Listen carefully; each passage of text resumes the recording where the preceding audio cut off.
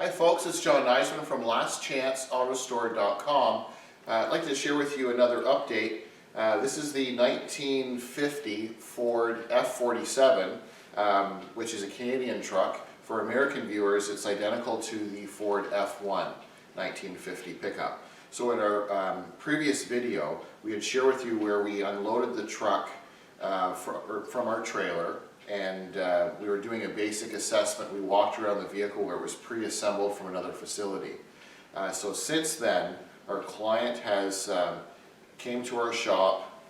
He's reviewed the detail or lack of detail, and we've decided to move forward and do it correctly. So basically what we're doing is the cab, believe it or not, is almost ready to be lifted off of the frame. So what I'd like to do now is just break away and share with you the steps.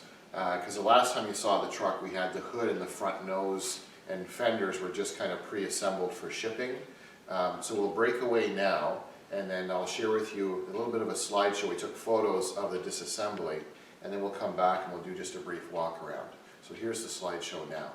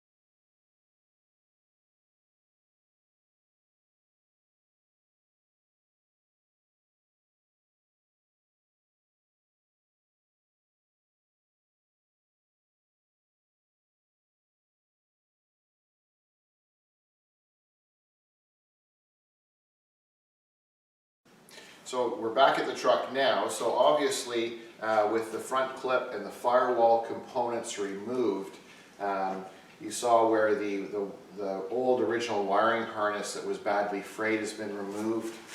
Over here on the passenger side where the battery tray is, and above it where we had the heater box, it's been removed, and we come into the dash area. You can see where all the components are gone. The firewall is pretty much clear now. The floor seems to be in nice shape. There's been some repairs done, and as far as we can tell so far, it's been done well. So everything has been disconnected between the frame and the cab of the truck. You can see remnants of where we had to heat, and the reason why there were so many issues with the doors and the lower cab, and there was overspray, is these hinges and the buildup of all the different colors of paint and primer. The hinges don't appear to have ever been removed from the truck, so we had to use heat to heat the bolts, because we tried lubricating inside the post and it didn't work. We've got special tools and drivers, but we had to resort to heat. And it's good because we're going to be repainting this anyway, because there's some color match issues between the dash, the doors, and the exterior of the vehicle. So now we'll be able to do it correctly. So the hinges all the bolts were badly seized. Now that we have them removed, we'll have better access to the rest of the repairs. On the back, you can see obviously the bed's been lifted off. We'll share with you what the underside of the bed looks like. You can see the cab a little bit more exposed in terms of the bodywork and what needs to be done in the future bodywork. But it disassembled quite well. The unfortunate part of this step is it exposes more of the things that were kind of covered up or hidden. So we were expecting to see some other surprises, not to this extent, mind you, but when the fenders were removed, obviously it exposed all of the unfinished. This is untreated metal, and it's already rusting. I think the camera can probably pick it up. So, you know, you've got a bunch of rust, and there's some body damage. There's quite a bit of body filler in here. I'm not really sure what's going on there yet. And then we've got a slit here, or a cut, which is wide open in the back of the cowl. Not really sure what went on there, but with that being cut open, all the condensation and road grime and all that kind of fun stuff is going to go right inside the cab and create water puddles later on. So there's a lot of silly things like that we'll have to deal with. The camera can probably pick up the top of the cowl. We'll share with you once the cowl is off the truck, but you can see where there was masking tape put over top, and this is sandblasted metal. So it's bared, it's rusted underneath where the masking tape was. Not really sure why that was done like that.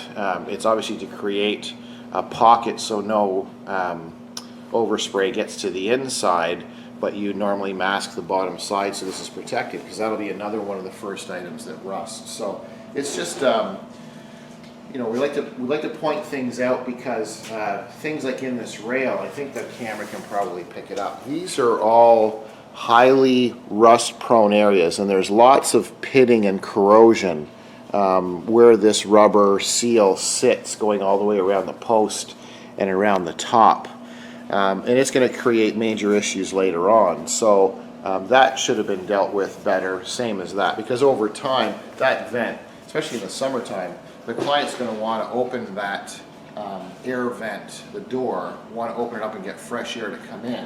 When you open that vent, it's exposed to the elements. When it's closed, it's going to trap any condensation or moisture in there. So you want to make sure that that's all protected with proper epoxy, primer, and paint. So just a lot of a detail kind of thing. So our next step now, we're just going to verify that everything is disconnected. We have all the bolts undone between the cab and the frame.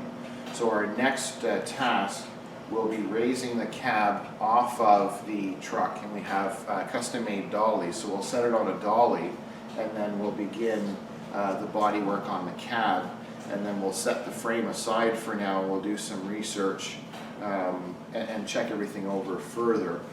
There's a strong possibility we may be doing an upgrade to the braking system to make it more enjoyable. Our client's going to want to drive it more, from what I understand. So we're going to look into a power disc brake conversion kit where it uses the same spindles as the drum brakes, but then we upgrade to a power disc brake, which will make it much safer, much more enjoyable drive. So we've done that in a couple other projects. So we'll look into that in terms of enhancements, and then we'll share with you, just come over here a little bit for in terms of the doors. And we'll share with you bodywork later on, but you can see once again, we talked about in the previous video, the hinges. I think the camera can probably pick it up. The hinge pins have never been removed from the door hinges. Same thing here on the bottom. And there's just layers and layers of paint and crud over the years. And then you've got a bunch of rust that's untreated metal. And then on the back sides, where they did some paint work, there's quite a few little issues that we'll share with you later. They've got some broken where they had set window channels in. They had broken a couple of screws or bolts and just kind of left them in there. And then there's a couple of bolts up in the top here, and both side windows are damaged, and we'll share with you later where they had the fastening screws.